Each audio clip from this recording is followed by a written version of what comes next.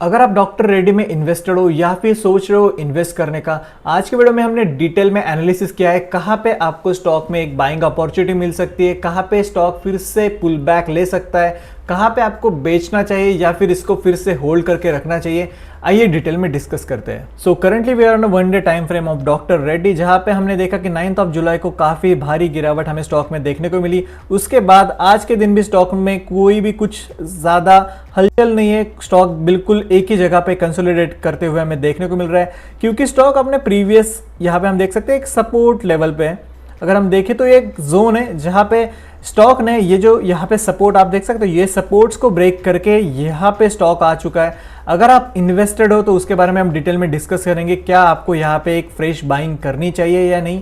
This is a short term negative news for the share holders. Long term के लिए neutral से positive रहेगा, जहां पे doctor Reddy is facing the commercial launch of the weight loss diabetes medicine, जहां पे हम देख सकते हैं एक्टिव फार्मास्यूटिकल एपीआई सप्लाई का इश्यू की वजह से यहाँ पे उनको लॉन्चिंग में इसका डिले हो रहा है कि इतनी बड़ी कंपनी को ऐसे इश्यूज आ रहे हैं, उसकी वजह से इन्वेस्टर काफी ज्यादा नाराज होंगे, उसी के कारण हमें ये गिरावट देखने को मिली। यहाँ पे हम देख सकते हैं कि Nomura has maintained buy rating and target price of 1740, उसके बारे में आगे बात करेंगे। पॉजिटिव क्या है, the delay is operational not due to regulatory and safety concern, यानी कि ऑपरेशनल है मतलब उसके सप्लाई के इश्यूज आ रहे हैं, कोई भी रेगुलेटरीज या फिर सेफ्टी कंसर्न नहीं है, क्योंकि कुछ मेडिसिन सेफ्टी कंसर्न की वजह से रोक दिए जाते हैं, तो ये ऐसी कोई बात नहीं है। यहाँ पे ऑपरेशनल है मतलब वो डिलीवरीज या फिर वो उसको प्रोवाइड नहीं कर रहे हैं इंग्रेडिएंट्स, उसके वजह से बिलीव्स द अभी भी नोमेरा का बिलीव्स है कि temporary and continue strong long term growth रहेगा। Doctor Reddy has diversify portfolio reducing the dependency on a single product, जहाँ पे हमें पता ही है कि सिंगल प्रोडक्ट पे ये डिपेंडेंट नहीं है, इनके मल्टीपल प्रोडक्ट्स है। निगेटिव न्यूज क्या है, launch has been postpone delaying potential revenue from the high growth market, जहां पे हमें पता ही है अगर वो टाइम से लॉन्च नहीं करेंगे तो ओवरऑल रेवेन्यू पे इंपैक्ट पड़ेगा।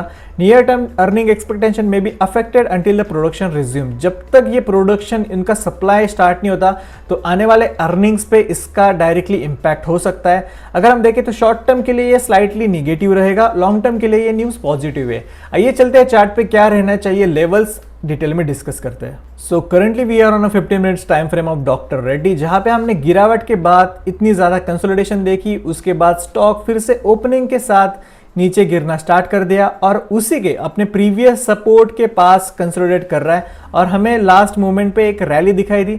मुझे लग रहा है कि ये स्टॉक मोस्टली अपने रिजल्ट्स के कारण गिर रहा है। आने वाली जो पीछे की अर्निंग्स थी जो आई थी 12 मई को, वो निगेटिव थी। आने वाले अर्निंग है 22 जुलाई, जहां पे मुझे लग रहा है कि अर्निंग्स का ही कुछ रहेगा, इसी की वजह से हमें स्टॉक में इतनी ज़्यादा गिरावट देखने को मिल रही है, या फिर यहाँ पे स्टॉक को नीचे लाया जा रहा है फिर से एक्यूमुलेट करने के लिए।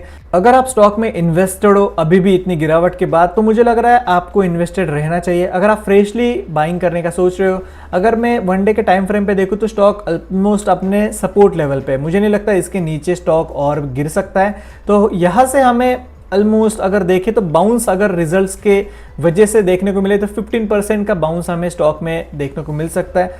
तो अगर आप फ्रेशली बाय करना चाहते हो तो आप इस लेवल पे बाय कर सकते हो, क्योंकि आपको अच्छे पॉइंट पे स्टॉक मिल रहा है। और अगर टारगेट लेवल्स की बात करें तो हमें पता है कि 1740 मतलब कि यहाँ से लेके जो टारगेट्स है मार्केट में वो ऑलमोस्ट, अगर मैं इस लेवल से कंसिडर करूँ तो 40% के टारगेट्स मार्केट में कंसिडर किए जा रहे हैं। तो ये एक बुलिश और काफ़ी ज़्यादा पॉजिटिव न्यूज़ है। तो आने वाले टाइम में अगर आप इसमें 1 से 2 महीने के लिए इन्वेस्ट रहना चाहते हो तो this is a good stock to invest now. तो जैसे कि हमने देखा स्टॉक चार्ट पे काफ़ी ज़्यादा बेरिश है ड्यू टू द रिजल्ट्स, क्योंकि आने वाले 22 को उसके रिजल्ट्स आने वाले हैं। तो आपको पता ही होगा कि रिजल्ट से पहले ही जो इंपैक्ट होना होता है वो हो जाता है। अगर आप फ्रेशली इन्वेस्ट करना चाहते हो या फिर अभी भी आप इन्वेस्टेड हो तो करंटली स्टॉक अपने सपोर्ट लेवल पे, यहाँ से स्टॉक और नीचे गिरेगा नहीं, यहाँ से जा सकता है तो ऊपर ही जा सकता है, तो आप फ्रेशली बाय कर सकते हो। This is not a financial advice, आप अपनी रिसर्च जरूर करिएगा। और अगर आप सीखना चाहते हो कैंडलस्टिक पैटर्न का कैसे यूज करें इंट्राडे बायस फाइंड आउट करने के लिए,